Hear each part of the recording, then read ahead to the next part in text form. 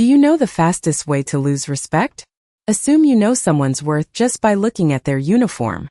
The crystal chandeliers of the Riverton Grand shimmered above hundreds of guests, scattering warm golden light across polished marble floors and tables dressed in white linen. Outside, the Chicago River reflected the glow of downtown skyscrapers, but inside the restaurant, all eyes were focused on one man. Ethan Whitmore, billionaire investor and CEO of Whitmore Capital, sat at the center table near the floor-to-ceiling windows. At 47, Ethan carried the kind of presence that made conversations stop when he entered a room. His charcoal suit looked tailored to perfection, his silver watch cost more than most people's cars, and every executive seated around him seemed eager to agree with whatever he said. Tonight was important. A major acquisition was expected to close within days, and the celebration had already begun. Laughter drifted through the room. Wine glasses clinked softly. Deals were being discussed between bites of expensive steak and seafood flown in that morning. A few yards away, Naomi Brooks moved carefully between tables carrying a tray balanced effortlessly in one hand. She had worked at the Riverton Grand for almost 6 years. Guests remembered her because she always smiled, remembered names, and somehow made even the busiest nights feel personal.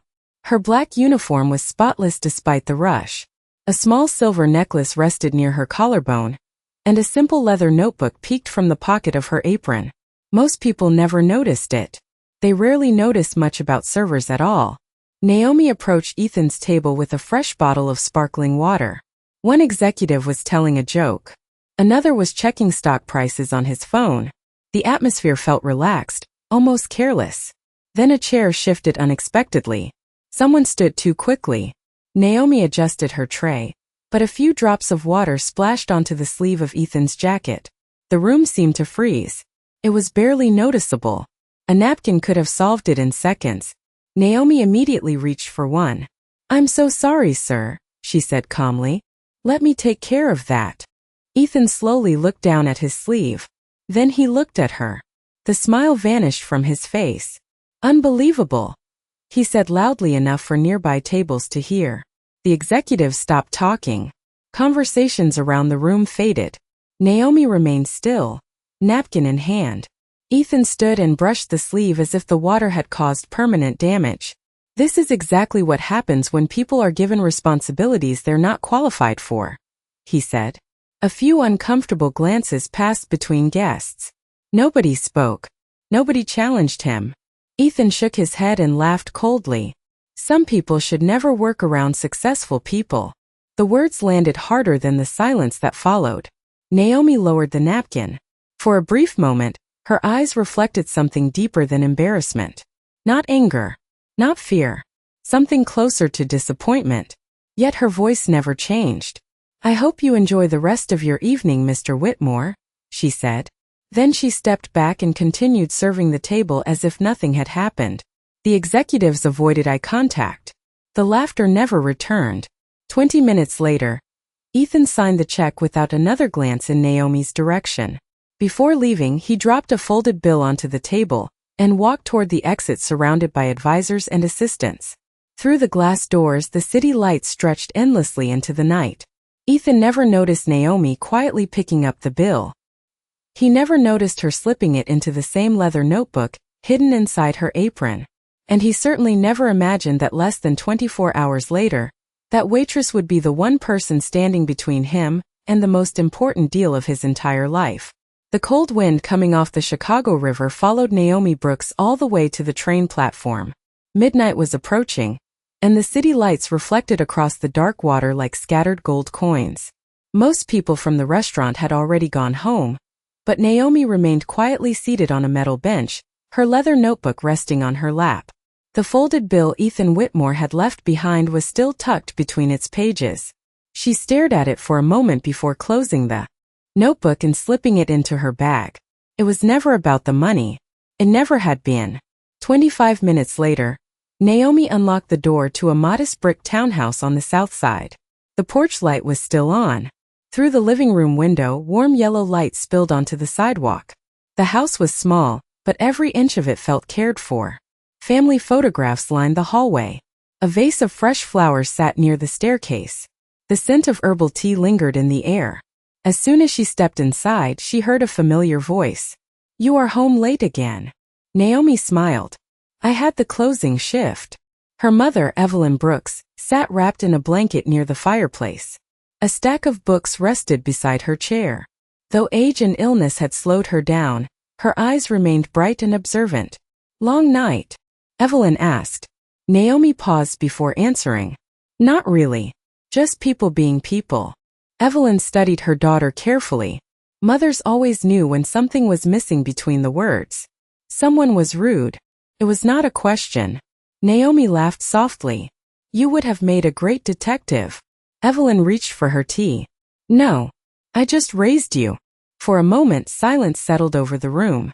The fire crackled gently. Outside, a distant train horn echoed through the neighborhood. Naomi sat beside her mother and rested her head briefly against her shoulder. "Do you ever get tired?" Evelyn asked quietly. "Of what?" "Being the bigger person." Naomi looked toward the fireplace. The orange glow danced across the framed family photographs above the mantel. "Sometimes," she admitted. "But carrying anger is heavier than carrying grace." Evelyn smiled proudly. "That sounds like something your father would have said." The mention of her father always brought the same quiet ache. He had been gone for years, but his lessons remained. Work hard. Stay humble. Never let another person decide your value. Naomi carried those words with her everywhere. Her phone suddenly vibrated on the coffee table. The screen lit up. An unfamiliar number. Naomi frowned and answered. "Hello." A professional voice spoke from the other end. "Good evening, Ms. Brooks.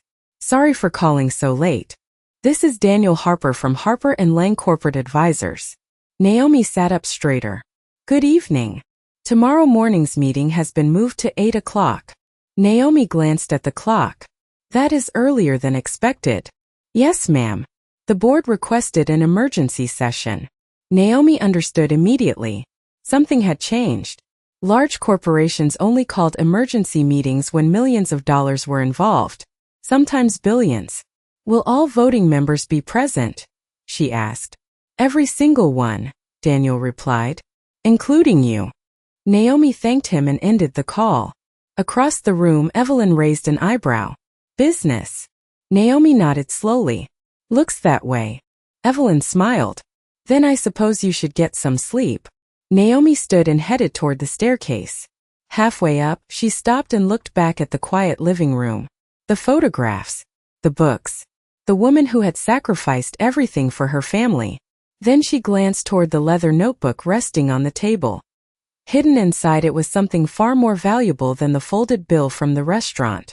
Something connected to a company whose future would be decided in less than 12 hours. Naomi switched off the hallway light and disappeared upstairs, completely unaware that across the city, inside a glass tower overlooking Lake Michigan, Ethan Whitmore had just received a phone call that would turn his entire world upside down. At 6:30 the next morning, the first light of dawn spilled across Chicago's skyline, painting the glass towers in shades of gold and silver. Far above the city streets, inside the executive conference room of Whitmore Capital, tension hung heavier than the clouds gathering over Lake Michigan. Ethan Whitmore stood beside a 40-foot wall of windows, staring down at the traffic below while a dozen executives sat silently around the polished conference table. Nobody touched the coffee. Nobody checked their phones. The mood was too serious for distractions. A large screen displayed numbers that seemed impossible to ignore. Red figures. Falling projections. Delayed approvals. Millions of dollars balanced on a single decision that had not yet been made. Ethan finally turned toward the room. "Tell me again." His voice was calm, but every person present understood the danger beneath it. The chief legal officer cleared his throat. "The acquisition cannot proceed without unanimous approval from all protected shareholders." Ethan frowned. "We already secured every major stakeholder." "All except one." Silence followed.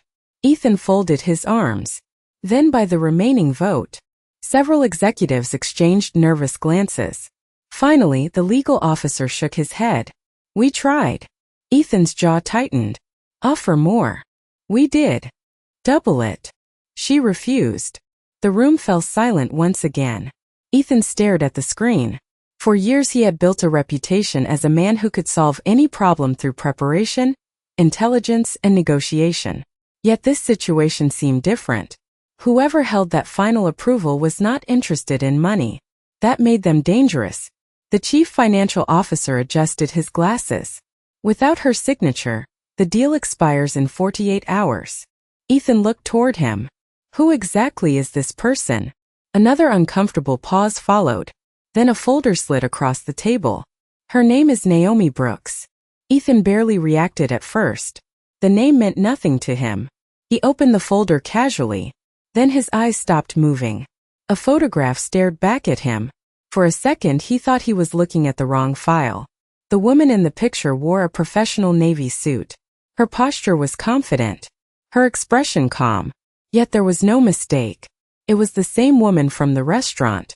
The same waitress he had publicly embarrassed less than 12 hours earlier. Ethan blinked once. Then twice. Nobody in the room spoke. This has to be some kind of mistake, he said quietly. The legal officer shook his head. No mistake. Ethan continued staring at the photo. She is a shareholder? Not exactly. Another folder was opened. More documents appeared on the screen. Patents. Medical technology licenses. Research partnerships. Corporate filings. Ethan's confusion deepened with every page. Who is she? He asked again. This time the answer carried far more weight. 10 years ago, Naomi Brooks helped develop a breakthrough healthcare platform that now supports hospitals across 37 states. Ethan stared at the screen. Why have I never heard of her? Because she sold most of her public interests and stepped away from leadership. Why? The legal officer hesitated. According to public records, she left to care for a family member. Ethan slowly sat down. For the first time that morning, uncertainty crept into the room. The waitress he had dismissed with a careless remark was suddenly connected to the most important business decision of his career. Outside, thunder rumbled faintly in the distance. Inside the conference room, another realization settled over everyone present. In less than 90 minutes, Naomi Brooks would walk into a shareholders' meeting where one signature could change the future of a multi-billion-dollar deal. And Ethan Whitmore had no idea whether she intended to help him at all. At 7:58 that morning, rain tapped softly against the glass walls of the Lakeshore Conference Center overlooking Lake Michigan.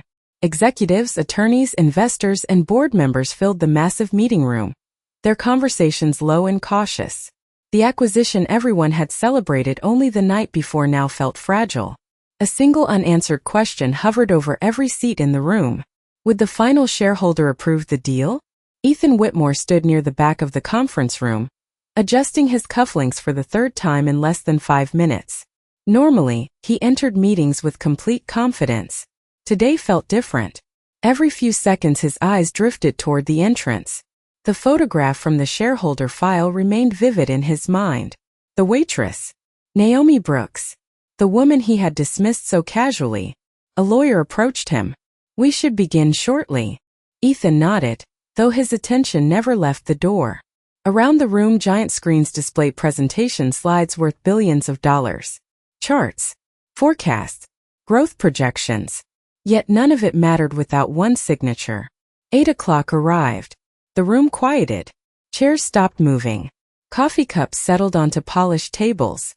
Then the doors opened. The sound was almost insignificant, but every head in the room turned. A woman entered carrying a leather portfolio. She wore a navy business suit tailored with quiet elegance. Her posture was calm, confident, familiar. Ethan felt the air leave his lungs. Naomi Brooks walked into the room as though she belonged there because she did. Several board members immediately stood to greet her. Others smiled respectfully. One elderly investor crossed the room personally to shake her hand. Good morning, Naomi. Good morning, Arthur. Glad you could make it. Would not miss it. Ethan watched in silence. Last night, she had carried trays between restaurant tables. This morning, some of the most powerful people in the healthcare industry were treating her as an equal. Naomi acknowledged each greeting graciously before taking her seat near the front. Not at the side. Not in the audience. At the primary shareholder table. Directly across from Ethan. For the first time her eyes met his. The room seemed to disappear. Neither spoke. Neither smiled. Yet there was no anger in Naomi's expression. Somehow that made Ethan feel even worse. Finally, she broke eye contact and opened her portfolio. The meeting began. Presentations followed. Executives spoke about market opportunities and projected revenue. Lawyers reviewed compliance requirements. Advisors outlined timelines. Naomi listened quietly, occasionally making notes. She asked only a few questions, but each one cut directly to the heart of the proposal. Within minutes, Ethan realized something uncomfortable. She understood the business as well as anyone in the room. Perhaps better. Nearly 2 hours passed. Eventually the chairman cleared his throat. There is only one remaining item. Silence returned instantly. Everyone knew what was coming. The final approval. The chairman turned toward Naomi. Ms. Brooks, the board is prepared to proceed. Do you have a decision? Every eye in the room focused on her. Naomi slowly closed her folder. Her expression remained thoughtful, calm, unreadable. Then she looked directly at Ethan Whitmore, the same man who had humiliated her less than 24 hours earlier. The room held its breath. Naomi folded her hands neatly on the table and spoke with a quiet confidence that carried through every corner of the conference room. Before I make my decision, she said, there are a few things I believe we need to discuss. The conference room remained silent after Naomi spoke. Rain traced thin lines down the glass walls overlooking the lake, and somewhere in the distance a low rumble of thunder rolled across the city. Nobody reached for a coffee cup. Nobody checked a phone. The billions of dollars displayed on presentation screens suddenly felt less important than whatever Naomi Brooks was about to say next. She looked around the room calmly before returning her attention to the chairman. I have spent most of my career believing that numbers matter, she said. Profit matters. Growth matters. Innovation matters. But eventually I learned that the people behind those numbers matter even more. Several board members nodded quietly. Naomi opened a folder and slid a document across the table. 6 months ago, this acquisition plan included funding for 23 community health clinics. The chairman glanced down. That is correct. Naomi turned another page. 3 months ago, that number became 16. A few executives shifted uncomfortably, and last month it became 9. The room grew still. Naomi folded her hands again. 9 clinics serving families who cannot always afford private care. Ethan listened carefully. This was not the conversation he had expected. He had prepared arguments about valuation, risk, and shareholder returns. Instead, Naomi was talking about people.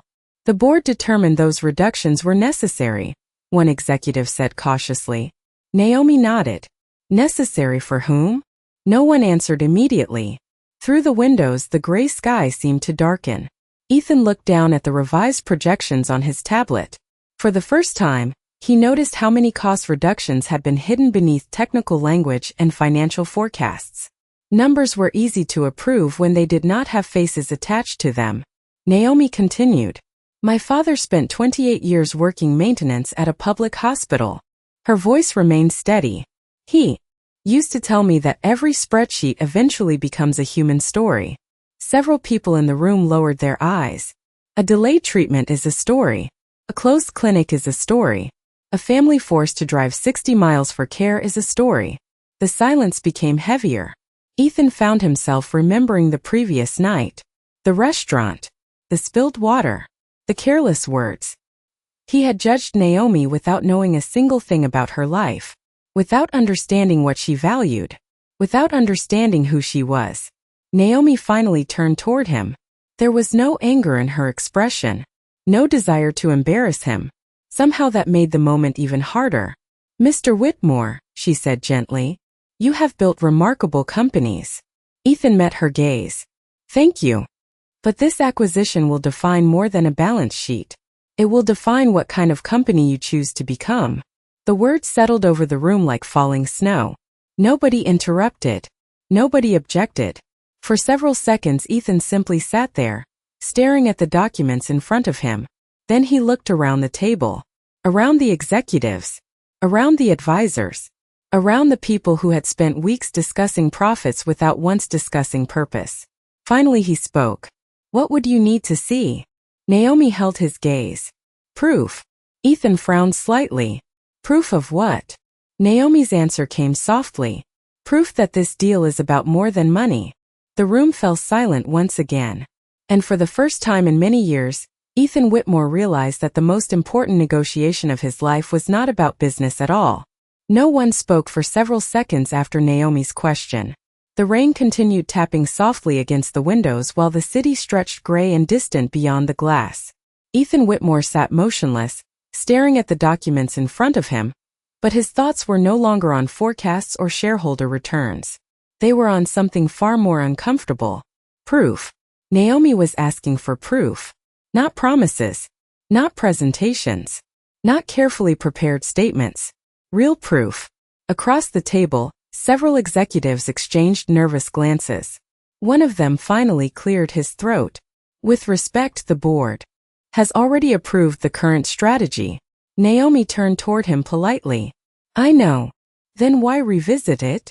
The executive adjusted his tie. Because changing course now could cost hundreds of millions of dollars. Naomi nodded thoughtfully. And how much is a community worth? The executive opened his mouth but found no answer. Silence returned. Ethan slowly leaned back in his chair. For years he had been praised for making difficult decisions. Investors called him fearless. Business magazines described him as decisive. Yet sitting there, he realized how often those decisions had been made from conference rooms far removed from the people affected by them. Numbers had become easier to understand than lives. The chairman eventually suggested a brief recess. Conversations immediately erupted throughout the room as executives gathered into small groups. Some discussed financial exposure. Others worried about delays. Ethan ignored all of them. Instead, he walked toward one of the windows overlooking the lake. A few moments later he heard footsteps approaching. Naomi stopped beside him. Neither spoke at first. They simply watched the rain move across the water below. Finally Ethan broke the silence. You knew who I was last night. Naomi nodded. Yes. And you never said anything. No. Ethan looked down. Why? Naomi gave a small smile. Because it would not have changed what happened. The honesty of the answer struck harder than any criticism could have. Ethan folded his hands. I owe you an apology. Naomi remained quiet. What I said was wrong, he continued. There is no excuse for it. She studied him for a moment. Do you know what surprised me most? Ethan looked at her. What? Not that you insulted me. He frowned slightly. Then what? Naomi glanced toward the crowded conference room. That nobody challenged you. The answer lingered between them. Ethan knew she was right. Dozens of people had heard his words. Not one had objected. Not one had spoken up. Leadership, he suddenly realized, was not only about what a person said. It was also about what others felt safe saying around them. Naomi turned back toward the lake. My father used to tell me something. Ethan waited. Character is what remains when titles disappear. A distant flash of lightning illuminated the water. The conference room behind them buzzed with conversation, but the words seemed far away. Ethan thought about the empire he had built. The companies. The awards. The headlines. Then he thought about the waitress he had judged in seconds and the shareholder standing beside him now. One person carried influence because of wealth. The other carried influence because of trust. For the first time he understood the difference. Before either could speak again, Daniel Harper approached with urgency in his voice. Mr. Whitmore, Ms. Brooks, the board is reconvening. Naomi nodded. Ethan followed her back toward the table. As everyone returned to their seats, the chairman looked around the room. Have we reached a path forward? All eyes shifted toward Naomi once more. She opened a folder and placed a single document on the table. Then she looked directly at Ethan. I have a proposal, she said quietly. And whether this deal survives depends entirely on what happens next. The document Naomi placed on the table was only 3 pages long. Yet it seemed to carry more weight than the hundreds of pages of contracts surrounding it. The chairman picked it up first. His eyes moved quickly across the text before widening slightly. Then he passed it to the executive beside him. One by one, the members of the board reviewed the proposal. The room grew quieter with every passing second. Ethan watched their reactions carefully. "What is it?" he finally asked. Naomi looked directly at him. "A commitment." Ethan frowned. "To what?" "To the people who will never sit in rooms like this." Several executives shifted uncomfortably. Naomi stood and walked toward the large presentation screen. With a simple click, a new image appeared. It was not a chart, not a forecast, not a profit projection. It was a photograph of a small health clinic in rural Illinois. Then another appeared. And another. Families, nurses, elderly patients, children waiting for checkups. Ordinary people whose lives depended on facilities that rarely made headlines. These clinics serve nearly 80,000 patients every year, Naomi said. Many of them live more than 40 miles from the nearest major hospital. The room remained silent. She changed slides again. If this acquisition proceeds under the current plan, 14 locations will eventually lose funding. One executive leaned forward. "Those closures are still under review." Naomi nodded. "That is true, which means there is still time to prevent them." Ethan stared at the images. They felt strangely different from the financial models he reviewed every day. Numbers were abstract. Faces were not. Naomi returned to the table. "My proposal is simple. Preserve funding for every clinic scheduled for reduction during the next 5 years. Guarantee access to care in the communities already depending on it. Put that commitment into writing." Several executives immediately objected. 5 years is unrealistic. The costs would be enormous. Shareholders will not support it. Their voices overlapped across the room. Naomi listened without interruption. Then she turned toward Ethan. "You asked what I needed to see." The room fell silent again. "This is it." Ethan looked down at the proposal. He knew exactly what the numbers would show. Lower margins, higher operating costs, difficult conversations with investors. Every instinct developed over decades of business experience told him the safer path was to refuse. Yet another voice had begun speaking louder inside his mind. A voice reminding him of a waitress standing calmly while being humiliated. A voice reminding him of a father who believed every spreadsheet became a human story. Outside, the rain had finally stopped. Sunlight began breaking through the clouds, casting silver reflections across the lake. Ethan slowly stood. Every eye in the room followed him. The chairman waited. The board waited. Naomi waited. Ethan looked once more at the proposal before lifting his gaze. "If we approve this commitment," he said carefully, "will you sign the acquisition?" Naomi did not answer immediately. Instead, she studied him with the same calm expression she had carried all day. Then she nodded once. "Yes." A murmur swept across the room. The path forward suddenly existed. But it came with a price many people were unwilling to pay. Ethan understood that the next decision would reveal far more than the future of a company. It would reveal the kind of man he truly was. The conference room erupted the moment Ethan sat back down. Voices rose from every corner of the table. Some executives argued about risk. Others warned about investor reactions. Several board members began calculating projected losses on their tablets. The atmosphere that had been tense all morning suddenly became chaotic. Yet through it all, Naomi remained perfectly calm. She did not interrupt. She did not defend herself. She simply watched. Ethan listened as well. For years, these were the same conversations he had led. Efficiency, optimization, cost reduction, shareholder value. The language was familiar, comfortable even, but today something felt different. Every argument sounded incomplete. Every projection seemed to leave something important out. Finally, one senior executive stood. This proposal could cost the company hundreds of millions of dollars over the next 5 years. Several people nodded immediately. "We have obligations to investors." Another executive added, "The market will punish us if we voluntarily reduce margins." More agreement followed. Ethan looked toward the windows. The clouds had begun to separate, allowing sunlight to spill across the lake. The water shimmered in the distance. For a brief moment, he remembered a conversation from years earlier with his grandfather. Long before private jets and magazine covers. Long before billion-dollar acquisitions. "The easiest way to lose your soul," his grandfather had once said, is to convince yourself that success excuses everything. Ethan had not thought about those words in years. Now they returned with surprising clarity. The chairman eventually turned toward him. Ethan, the decision is yours. The room instantly became silent. Every face focused on him. Every eye waited. Ethan slowly stood. He looked around the table. Some faces showed concern. Others showed expectation. A few seemed almost afraid of what he might say. Then his gaze settled on Naomi. She was not asking for a favor. She was not asking for money. She was asking for responsibility. Ethan took a slow breath. When I started my career, he said, I believed success meant winning. The room remained still. Winning deals. Winning negotiations. Winning markets. He paused briefly. But somewhere along the way, I stopped asking what those victories were actually for. No one interrupted.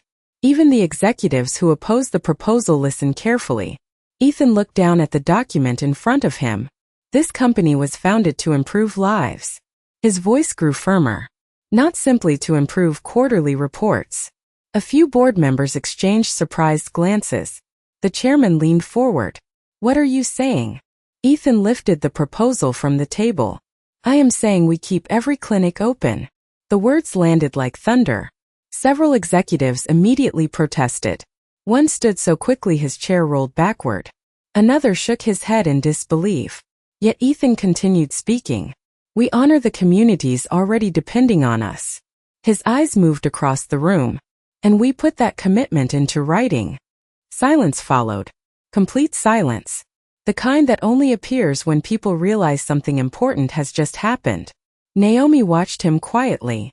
For the first time since entering the conference room, a faint smile touched her face. Not a victorious smile. Not a triumphant smile. A hopeful one. The chairman finally cleared his throat. You understand what this means? Ethan nodded. Yes. The board will fight this. Then let them. Investors may object. Then we explain why. The chairman studied him carefully before slowly sitting back. Around the room the arguments began fading. One by one objections lost their momentum. Something had shifted. Not just in the deal. In Ethan himself. And as the final vote preparations began, everyone understood the same thing. The outcome no longer depended on money. It depended on whether a promise was truly worth keeping. The final vote took less than 10 minutes, but for everyone in the room it felt much longer. One by one, board members cast their decisions. Some hesitated. Some voted reluctantly. Others surprised even themselves. When the last vote was recorded, the chairman reviewed the results, adjusted his glasses and slowly looked up. The proposal passes. For a moment nobody moved. The words seemed to hang in the air like sunlight breaking through a storm. Then quiet applause began at one end of the table. Another person joined. Then another. Soon the room filled with respectful applause, not for a financial victory, but for a decision that many believed would matter long after quarterly reports were forgotten. Ethan remained seated, absorbing what had just happened. Across the table, Naomi opened her folder. Inside rested the final approval document. The signature everyone had been waiting for. The signature that had nearly become impossible to obtain. She reviewed the pages carefully, then picked up a pen. The room fell silent again. With a calm hand, she signed her name at the bottom of the document. Just like that, the acquisition moved forward. Yet somehow the signature felt less important than everything that had happened before it. Several people stood to congratulate Ethan, but he barely noticed. His attention remained on Naomi. When the meeting finally ended and the room began to empty, he approached her quietly. The lake outside sparkled beneath a clear afternoon sky. Chicago looked brighter than it had that morning. Thank you, Ethan said. Naomi closed her folder. For what? He smiled faintly. For giving me the chance to do the right thing. Naomi studied him for a moment. Most people think character appears during easy decisions. Ethan nodded. And it does not. A small smile crossed her face. Character appears when doing the right thing costs something. Ethan laughed softly. Then I suppose I still have a lot to learn. We all do. They walked toward the elevators together. Before the doors opened, Naomi reached into her portfolio and removed something small. A folded bill. The same bill Ethan had left on the restaurant table the night before. He immediately recognized it. Naomi handed it to him. "I think this belongs to you." Ethan looked down at it and shook his head. "No. Keep it." Naomi smiled. "I never needed it." Months later, a new plaque was installed inside the headquarters lobby of the healthcare company. Employees passed it every day. Visitors stopped to read it. Beneath the company logo were words that had become part of its mission. Every spreadsheet becomes a human story. Nearby hung photographs of community clinics that remained open because of the board's decision. Families receiving care. Children attending checkups. Nurses helping patients. Lives quietly improved. One afternoon, Ethan stood alone in the lobby looking at the display. Inside a small frame near the bottom rested a single dollar bill. The same one from that night. Not as a trophy. Not as a reminder of embarrassment. As a reminder of perspective. Sometimes the most valuable lesson in a billionaire's life comes from the person he almost failed to see.